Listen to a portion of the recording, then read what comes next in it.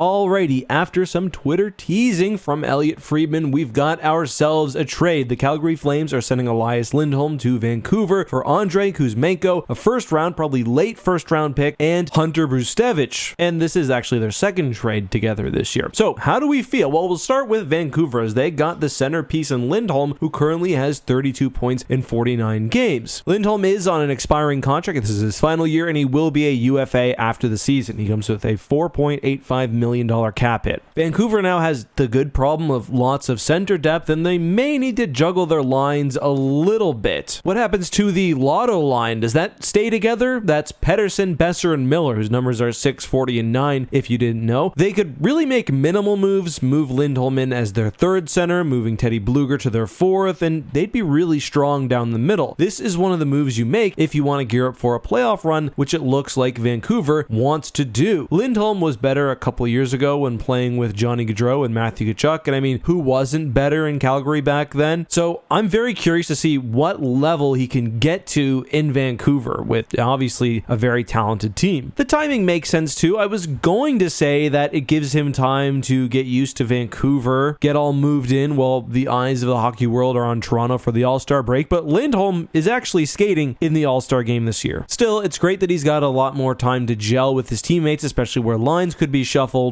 compared to if this was a trade deadline acquisition. Now, for Calgary, they get Kuzmenko, who seemed to be the only one to regress, while everyone else in the Canucks took a step forward this year. He's got 8 goals and 21 points in 43 games, which is a far cry from last season where he had nearly 40 goals and 70 points. He also had to waive his no movement clause to come to Calgary. It seems like he's ready for a change in scenery. The Flames are betting on themselves, getting him back to where he was last year, and he should slot in nicely with Hubie, believe it or not. It may be the Flames' last attempt to reignite Huberdeau's flame, but Kuzmenko should hopefully be a trigger-happy winger for him to set up. And if they're not gelling, well, there's still time before the actual trade deadline to move on from him, although if he continues to decline, who knows. The Flames get the Canucks' first-round pick this year. Like I said, that will probably be a late one based on how well Vancouver's playing, but hey, a first-round pick is a first-round pick. I'm not going to pretend to know a whole lot about Hunter Brustevich. He's a 6-foot D-man currently leading the Kitchener Rangers in points with 69 and 47 games. It's his draft plus 1 year, however. He was drafted in the 3rd round last year, but, you know, a prospect who's making some progress, and that's what Calgary needs as they remake their team on the fly here. A pretty even trade that makes sense in my opinion. Vancouver, one of the best, if not the best team in the West, gets better and adds depth as they're looking to win the playoffs, while Calgary recoups some assets on expiring contracts. But what do you think? Let us know below.